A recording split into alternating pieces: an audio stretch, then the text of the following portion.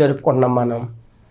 ఈరోజు మనం ఎలాగున్నాం తెలుసండి, యేసుక్రీస్తు వచ్చారు, మొదటి రాకడ జరిగిందని పండగ చేసుకుంటున్నాం. ఇంకా మనం మొదటి క్రిస్మస్లో ఉన్నాం. రెండో క్రిస్మస్ జరగబోతుంది, అదే రాకడా. అది మొదటి రాకడ, దాని క్రిస్మస్ అన్నాం. మరి ఇప్పుడు రెండోసారి రాబోతున్నాడు, దీన్ని ఏమందాం? అది క్రిస్మస్ అయితే ఇది క్రిస్మసే, కానీ నువ్వు పండగలో ఉన్నావు. కానీ నువ్వు ఎక్కడున్నావు తెలుసా? అనేకాత్మ రక్షించే పనిలో ఉండాలి, పరలోక రాజ్యానికి వెళ్ళడానికి సిద్ధపడి ఉండాలి.